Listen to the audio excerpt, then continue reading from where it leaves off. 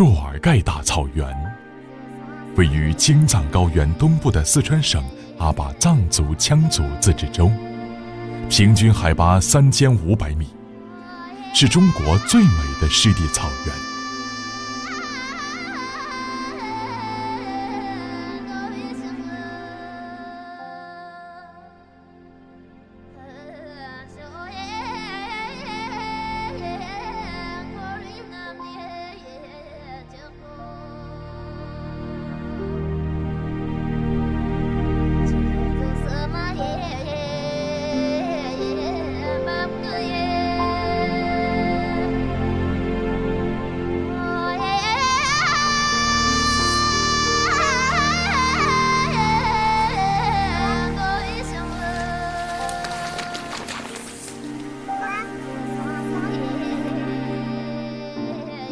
这里也是中国野生狼群最后的栖息地之一。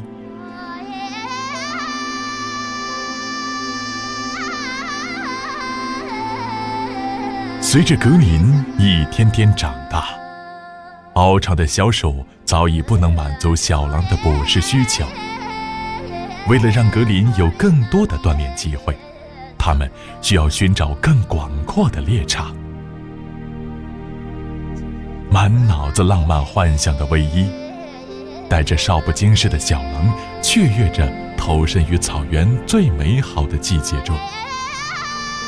这才是一个城市姑娘梦想中的草原，人间的天堂。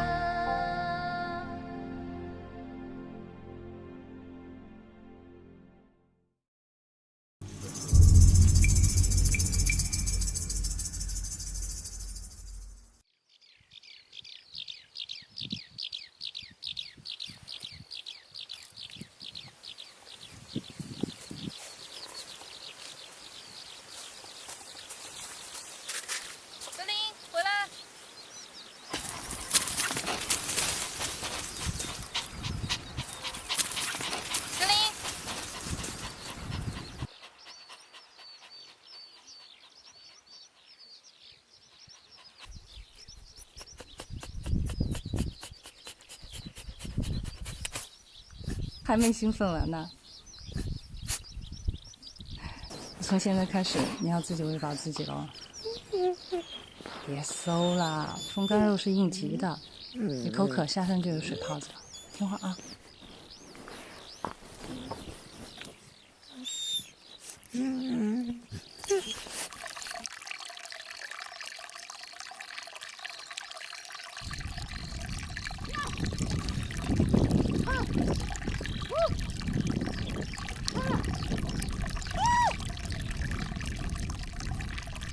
他们在喊什么？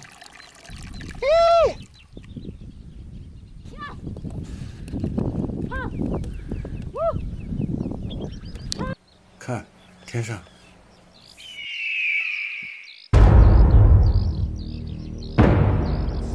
走，跟你快跑！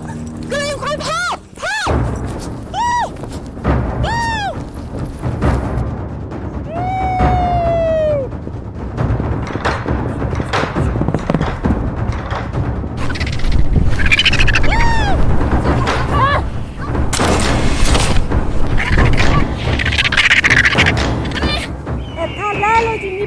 你不要喊！那是个什么东西啊？刚才那个鸟的名字叫金标，是那个嘛？金雕，好快哦！还要吃肉，小羊随便抓得起。我们小羊生的时候，它拉了几个，所有鸟的里面是最矮的一个。这一站起码2米多，比我还大。成年人都扑得倒。很轻，很密实，拔都拔不开。捡来当纪念。Hello， 谢谢你，快走，幸亏你来了。你叫什么名字啊？切成大西。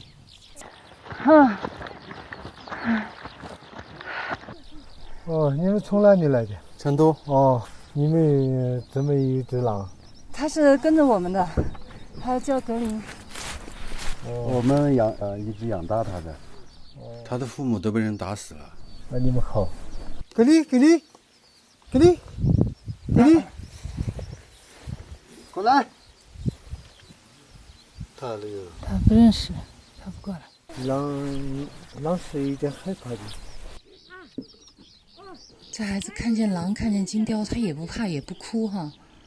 跟我们讲个什么意思啊？认识了就不怕。啊，放流放养的娃些，迟早回见了。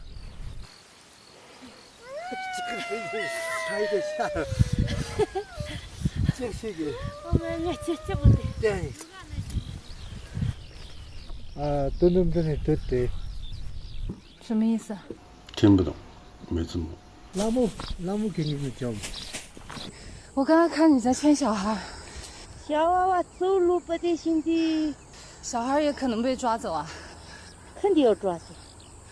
抓活的也吃，小羊也吃。我第一次见识到雕，没有肯定人的地方，他肯定要抓吧。这么厉害。谢谢。你们就住在我们这儿吧。会给你们添麻烦吧？不会，我们这儿草场大得很，兔子和那个野兔多得很，兔狗和野兔多得很。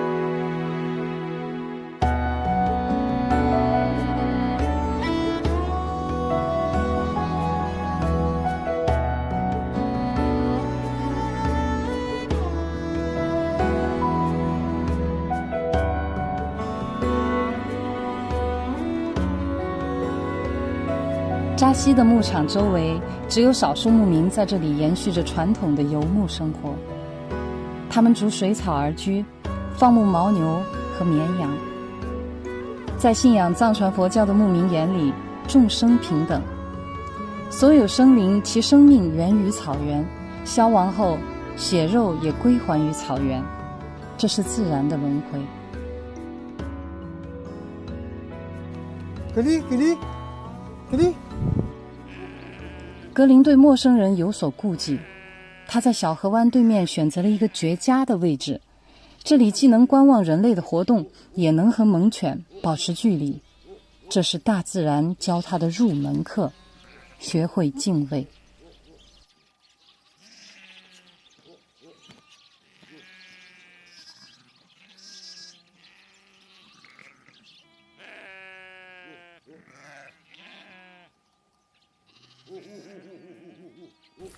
趴着就可以吃草，但只有跑起来才能吃肉。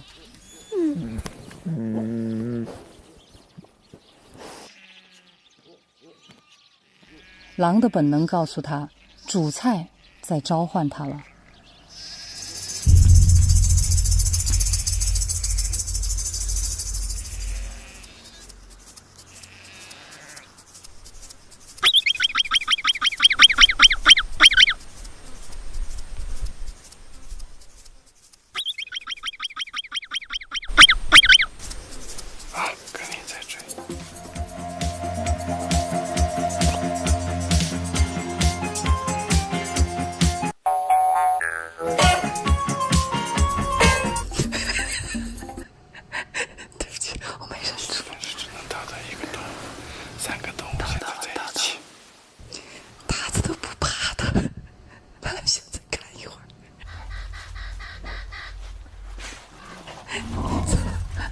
这个喊他长这么大了没见过这样的狼，长知识了。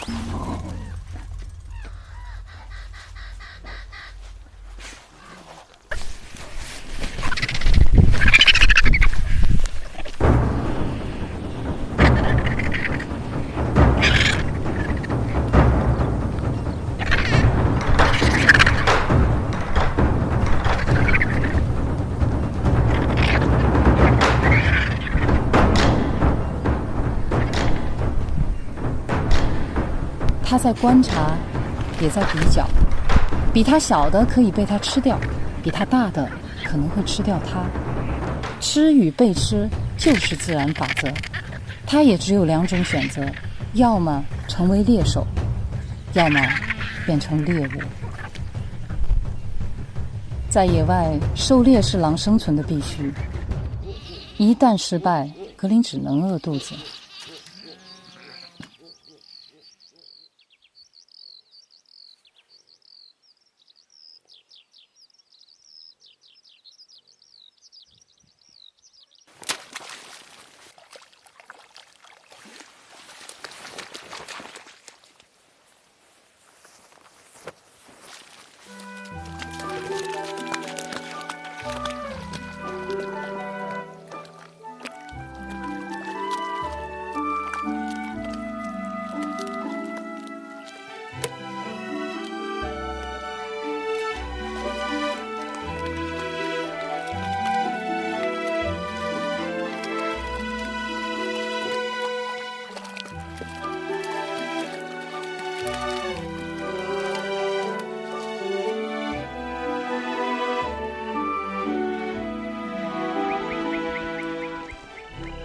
清晨是抓鱼的最佳时机。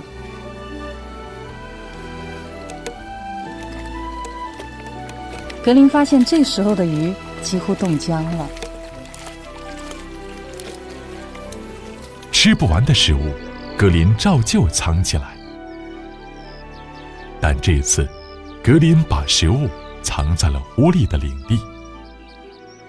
狐狸没有抓鱼的本领，也不敢公然抢夺狼的猎获。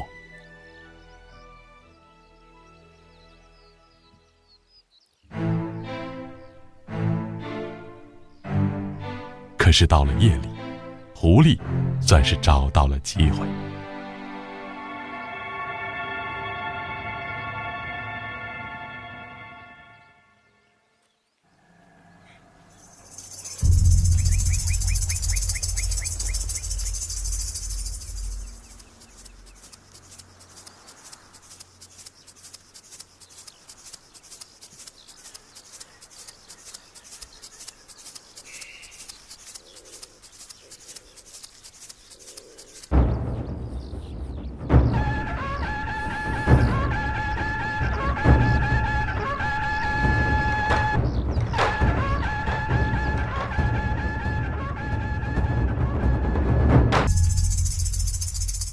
格林一直将狐狸赶到了山的那头。这片狐狸的领地归狼了，格林成了这块草坡的新主人。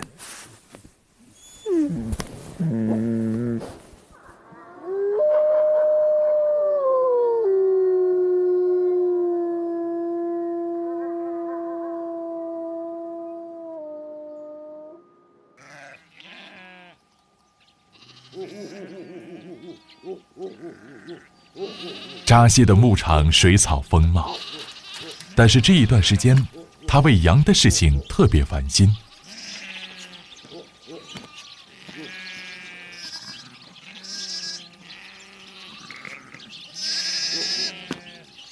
现在的羊群惰性很强，早上懒得出圈，晚上不想回圈。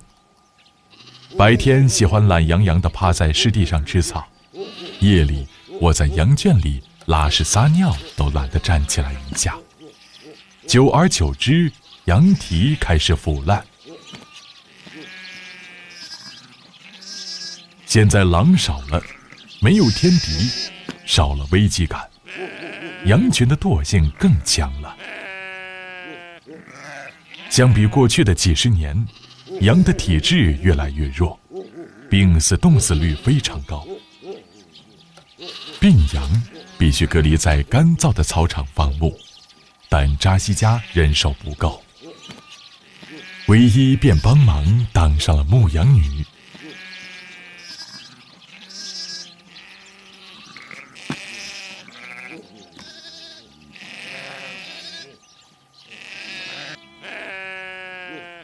但是羊群特别能钻空子，赶了这头却跑了那头，总是难于管理。脚崴了，鼻子也打红了。我心目中的牧羊女不是这样的。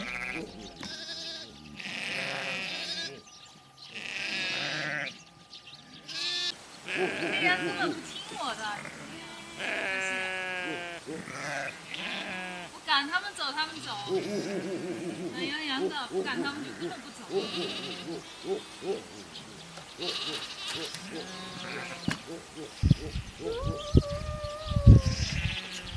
哎，你还嘲笑我哈！有本事你过来帮我放。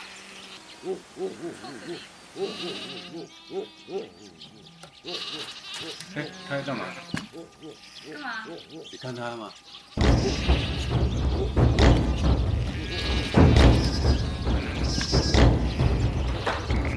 好这家伙！你太笨了，聪明的。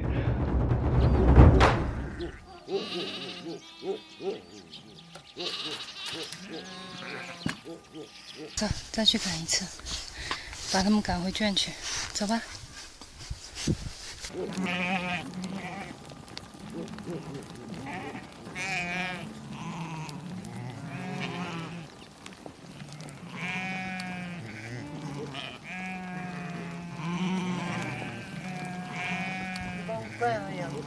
好。好，马上。94、95、96、97、98、99、100、101、102、103。喜欢呢，你就多欣赏一会儿，不能动嘴。他说是欣赏一下就行了。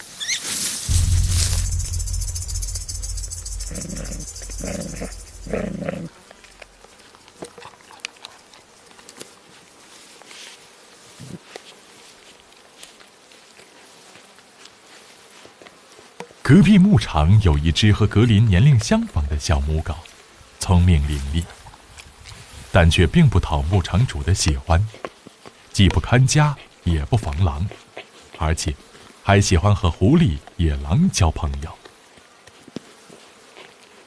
索性将小母狗放野了。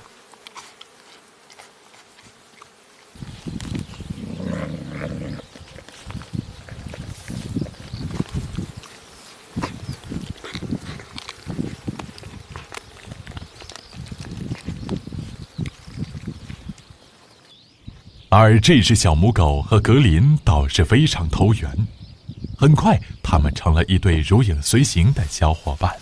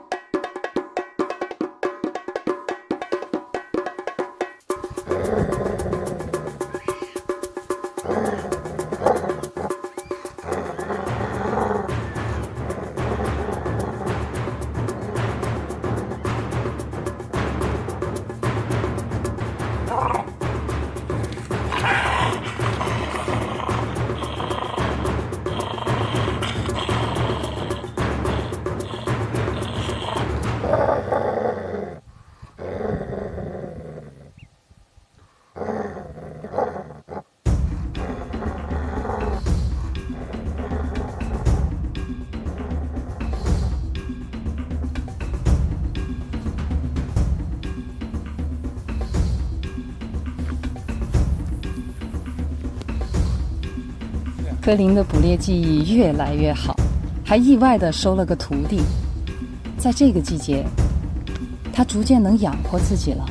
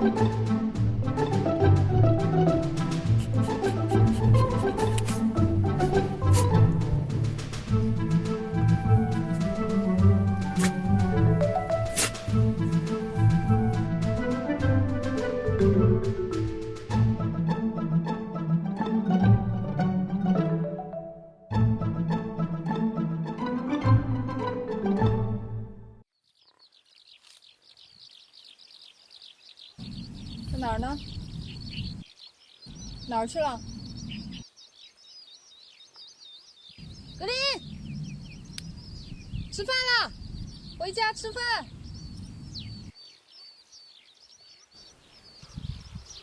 吃饭不积极，肯定有问题。做狼都那么忙。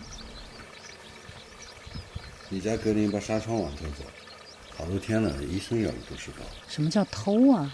借。是有点反常哈。在那，在那，在那。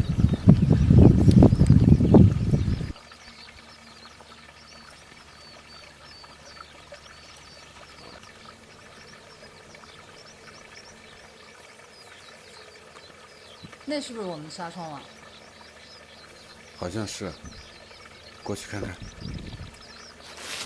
把地位给我。地位在哪？坐在我床上。第几位？他就这儿，都是鱼。是。这么多鱼，这家伙知道到这儿来逮鱼。他把这个东西相当于拦网了，你看，这么多鱼，这个狼就在这儿来逮鱼。哇，这么多鱼啊！太狡猾了哈！是鲫鱼吗？小鲫鱼，这都是鱼。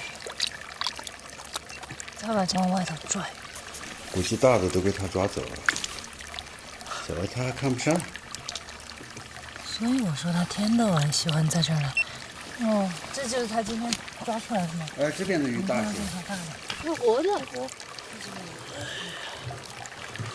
你看到这条大的？这条大吗？ 하루 뉴이一家西啊，就是小溪到大河的出水口这个地方挂了一个纱窗网，是不是你们弄的？不是我们弄的。哦。我以为是你们弄的。好，那我知道了。好，谢谢啊。好的。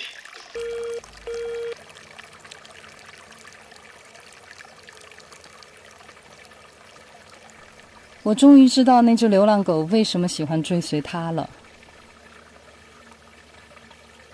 领导，更重要的是脑子。格林，回家吃饭，快点！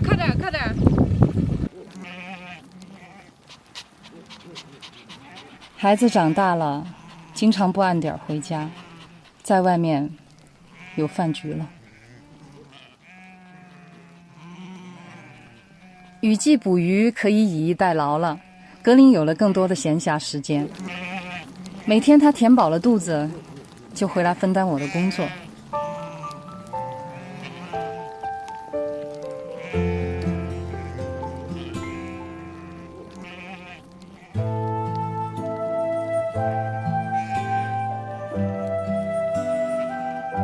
他只需要往草坡上一坐，就没有羊敢乱跑了。狼是天生的管理者，对付羊是他的强项。每到黄昏，他又帮我把羊赶回圈去。1个多月了，一只羊都没丢过。在食物丰沛的季节，狼是不必袭击牛羊的。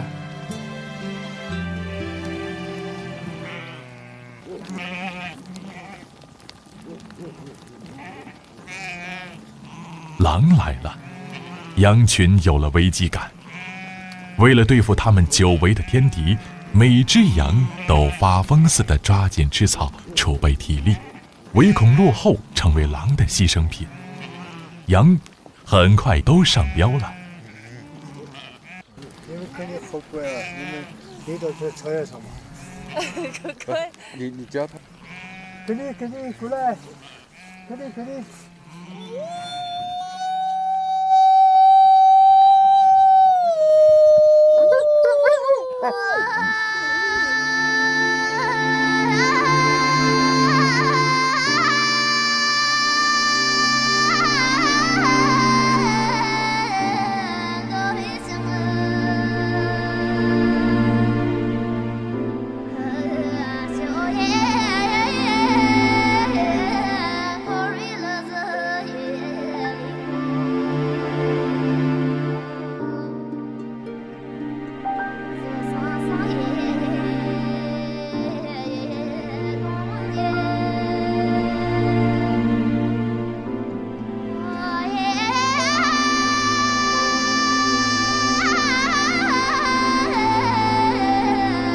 到草原快2个月了，从前的生活似乎已经消失。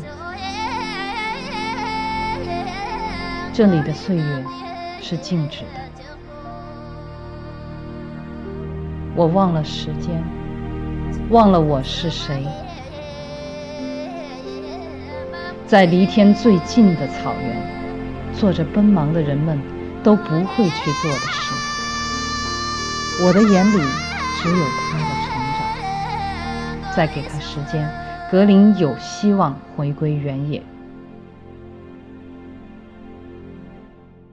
扎西牧场的这一段生活对格林的一生应该影响是非常大的。第一，他第一次能够捕食到足以填饱自己肚子的猎物了，培养了他作为一个猎手的信心。就是他小时候他是生活在一个2腿动物的世界里，他一到了这儿，牦牛、绵羊、马，还有这儿的狐狸呀，也包括这些野兔啊、旱獭呀，这全部都是4条腿。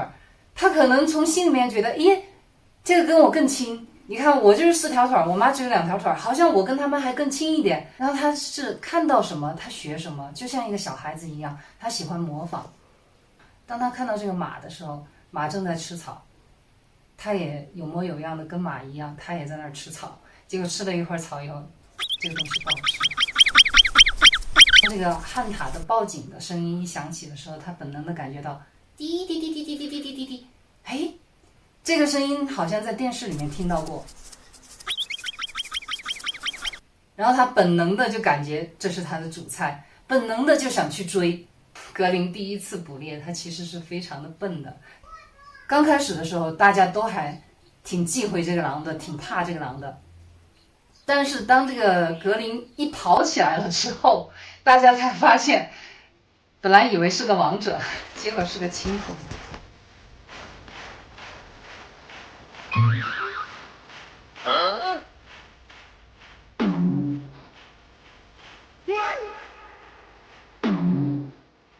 这个旱獭一看，我去，这什么狼啊？驾着筋斗云来的，是一个筋斗108000里。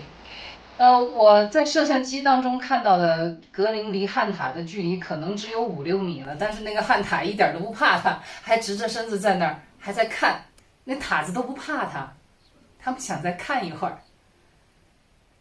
从那儿以后，每一次格林捕猎然后一群吃瓜群众，包括野兔。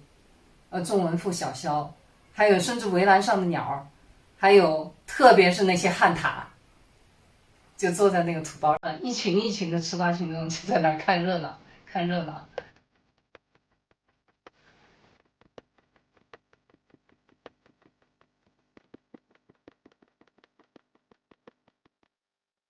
但是后来终于有一次，他懂得了，你穷追猛打是没有用的。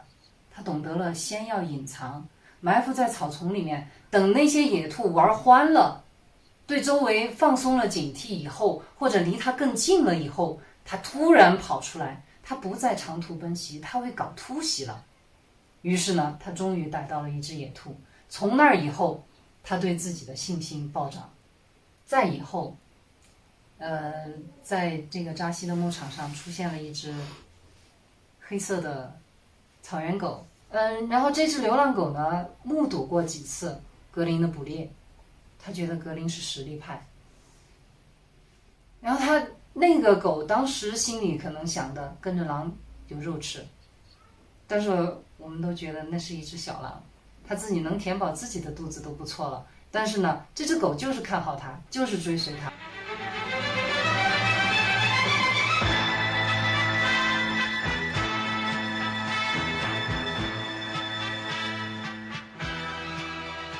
然后格林到哪儿去捕猎，他就在旁边给他，当后盾。旱獭的那种洞啊，进洞以后几乎是垂直向下的，他就仗着自己有一个可以躲避的地方，所以呢，这个狼来了，旱獭根本都不怕。他要直到看完所有的热闹，他再进洞去。那么，最胆儿大的一只旱獭，应该就是最早看见格林，然后报警。并且看到了格林一路栽着跟斗去失败的捕猎的这些场景的那只旱獭，他万万没想到，就在他放松了警惕的时候，祸从天降，光顾着看热闹，他的那个洞还没有挖好呢。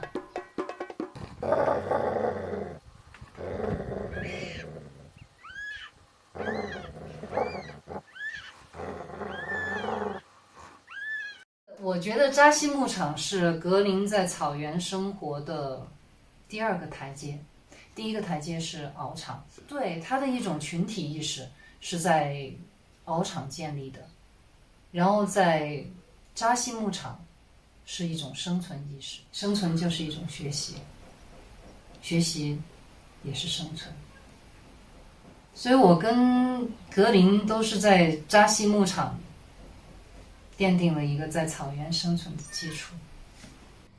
我原以为我会一直这样陪伴着格林的成长，但是在扎西牧场的一次意外却让我们不得不分离。下一集我们一起面对生命中的第一次告别。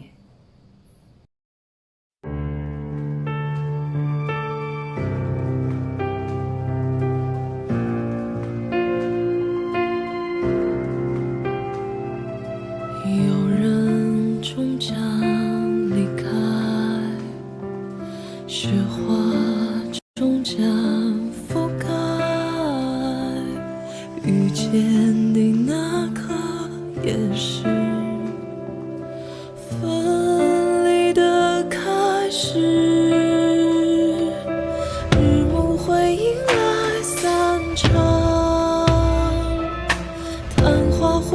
绽绽放，盛开那刻是消失的开始，遗憾堆砌成莫忘。